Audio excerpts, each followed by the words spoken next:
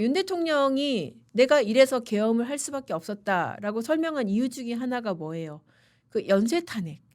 연이은 탄핵으로 정말 국무위원들의 공석으로 국무회의 불성립까지 걱정될 정도로 그렇게 탄핵이 남발이 됐기 때문에 내가 계엄을 할 수밖에 없었다라고 대통령이 그렇게 얘기하지 않았습니까? 물론 이제 그 주장이 맞다라고 받아들일지는 봐야겠지만은 어쨌든 이 연쇄 탄핵이라는 게 얼마나 부당했는지를 어제 선고난 두 건이 보여주는 거 아닙니까?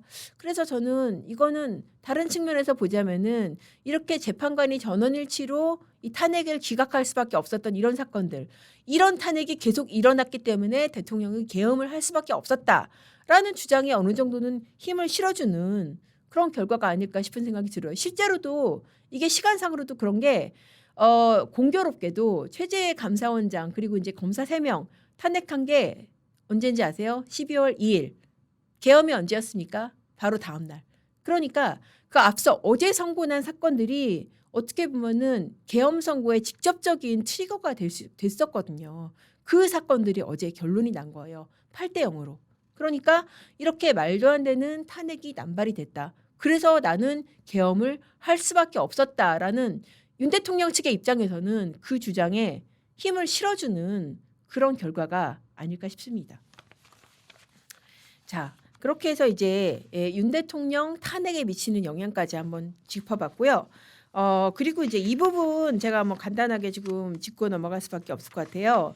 이재명 대표가 자, 이게 지금 진짜 선고만 남은 사건인데 2심 선고만 남은 사건인데 또 뭘 냈습니까? 위헌 법률 심판을 재청 신청을 했습니다. 너무한 거 아닙니까? 아니 지금 재판 초반도 아니고 1심도 아니고 2심 다 끝나서 2심 선고만 남은 마당에 또 위헌 법률 심판 재청을 신청을 했습니다. 그 신청서에 뭐라고 그랬냐? 지금 법원 풀이 이제 이렇게 나왔더라고요. 허위 사실 부분에 공표된 그 허위 사실 부분 있잖아요. 그 부분에서 표현 및 내용을 넘어서서 그것이 주는 전체적인 인상이나 공표를 한 자의 내심을 포함시키는 것은 헌법에 위반된다. 아 이게 뭐 도대체 뭔 소린지도 알 수가 없고, 아니 그런 거 있으면은 부당하다 그러면은 변론 유지서 써서 내면 되잖아요. 근데 이거를 왜 굳이 이렇게 썼는지, 왜 그렇게 써요? 선고 안 받고 싶은 거죠. 제가 지난번에도 말씀드렸지만은 위헌법률 심판 재청을 신청을 하면은 재판 중이라고 한다면은 법원이 만약에 이걸 받아들이면은 헌재 결론이 날 때까지 재판이 중단이 됩니다. 그런데 지금 재판 초반도 아니고 1심도 아니고 2심 다 끝나서 결론만 놔두고 있는데, 선고만 놔두고 있는데 이걸 냈다니까요. 이거야말로 위헌법률 심판 재청 신청권의 남용, 이거 남용 아닙니까? 사실 위헌법률 심판 재청 신청 같은 경우에는 어떤 경우에 이루어졌냐면은 즉시항고, 이번에 문제된 즉시항고, 이게 정말 위헌법률 심판 재청 신청을 해야 될 거예요. 실제로도 과거에도 법원이 위헌법률 심판 재청해가지고 위헌이 났다니까요. 이게 즉시항고, 제가 조금 다른 얘기로 빠졌는데 이런 사건에서 해야 되는 게 위헌법률 심판 재청 신청입니다. 이게 왜 위헌이냐면은 왜 그 즉시항고에서 위헌이 난 게 이제 두 개가 있거든요. 즉시항고가 왜 문제가 되냐면은 법원이 이제 보석이나 집행정지로 이제 풀어주잖아요. 그럼 과거 이제 유신 시절에 보기에 이제 그 정권에서 심기가 불편했던 거죠. 법원이 시국사범들 풀어주면은 안 돼, 이거 무효야 라고 잡아두는 수단으로 만들었던 게 즉시항고였던 거예요. 즉시항고를 검찰이 하게 되면은 법원이 풀어준 게 중단이 됩니다. 그래서 어떤 사건이 있었냐면은 과거에 이제 수감돼 있다가, 사실 성폭행범이었어요. 아주 나쁜, 죄질이 나쁜 범인이었는데 수감돼 있다가 모친상을 당했어요. 그래서 법원이 집행정지를 내줬어요. 이 모친상 부친상 같은 경우에는 집행정지 내줍니다. 잠깐 상해 갔다 오라고, 아무리 흉악범이라도 인간의 도리를 다하라고 집행정지 내주거든요. 그런데 검찰이 거기에 대해서 즉시항고를 했어요. 이거 좀 너무하죠 사실. 그러니까 법원이 보기에 야 이건 너무했네. 그때 당시 법 규정으로 이 집행정지에 대해서도 즉시항고를 할 수 있게 했거든요. 이거 너무했네. 그래가지고 저기를 했던 거예요. 법원이 이거는 위헌이다라고 해서 직권으로 위헌 법률 심판 재청을 했던 겁니다. 그래서 그 사건에서 이건 위헌이다. 이렇게 법원의 집행정지 결정에 대해서 즉시 항고를 할 수 있게 한 것은 위헌이다. 그 위헌 결론이 났습니다. 위헌 법률 심판 제청은 그럴 때 쓰는 겁니다. 그런데 이거는 몇십 년 동안을 문제없이 적용되어 온 조항인 거예요. 지금 이 공직선거법 250조 같은 경우에는 불과 4년 전에도 전원일치로 합헌 판결이 났다니까요.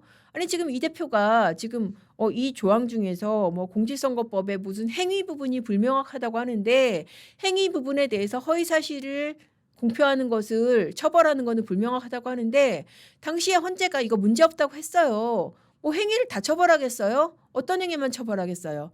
유권자의 판단에 영향을 미칠 수 있는 그 부분에 대해서 허위 사실을 표명하는 것은 그건 처벌 대상이라고 분명히 했단 말이죠. 3년 전에 결론 다 난 것을 재판 다 끝난 마당에 지금 또 신청을 하는 겁니다. 자, 이거는 제가 과거에 형사 전문 변호사였거든요. 지금도 마찬가지고 제가 형사에 대해서는 뭐 적잖이 자신이 있는데 형사 전문 변호사 입장에서 2심 끝나고 판결만 남겨둔 상황에서 그나마 효과 있는 건 뭐냐? 반성문. 반성문이 그나마 효과가 있을 것이다. 아니 지금 법원이 아마도 뭐 결론 다 내놓고 이제 표현 다 듣는 단계가 아닐까 싶은데 위헌 법률 심판 제청 신청이라는 것은 재판 초기에 이 조항이 보니까 내가 재판을 하려고 보니까 이 조항이 너무 위헌적이야. 그랬을 때 신청을 해볼 수 있고 법원이 보기에 이게 일리가 있네 싶으면 받아들이는 게 위헌 법률 심판 제청 신청입니다. 그런데 2심 다 끝나고 나서 지금 이걸 한다는 거는 너무 말이 안 되는 거고요. 2심 끝난 마당에는 그나마 효과가 있는 거는 과거 형사 전문 변호사 입장에서 반성문이다. 아 죄송합니다. 잘못했습니다. 제가 그때 당시에 그냥 마음이 급해가지고 김문기 모른다고 했고 백현동 용도 변경에 대해서 판례까지 들고 나와서 제가 거짓말을 했는데요. 너무 급해서 그냥 벌금 100만 원 이상 너무 심하니까 좀 깎아주세요. 라고 하는 게 그나마 여지가 있는 것이 아닐까 싶습니다. 사실 이 대표 재판 같은 경우에는 지금 아마도 뭐 지금도 넣고 계시는 분 있을지 모르겠는데 사건 검색해 보시면은 탄원서들 많이 들어와 있을 거 엄벌 탄원서들. 물론 이제 구명 탄원서도 많이 들어와 있을 것이고 지금 이 와중에 그나마 재판부가 봐줄 수 있는 것은 아마도 반성문이 아닐까 싶어요.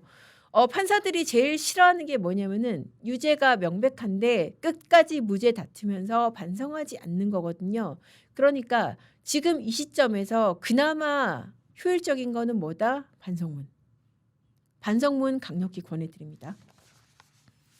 소리새님 그 신청 내용이 궁금하다고 하셨는데 제가 다시 한번 알려드릴게요. 법원이 지금 일부 이제 풀한 내용이 뭐냐면은 제가 지금 읽어드리면서도 이게 도대체 뭔 소리인지도 모르겠어요.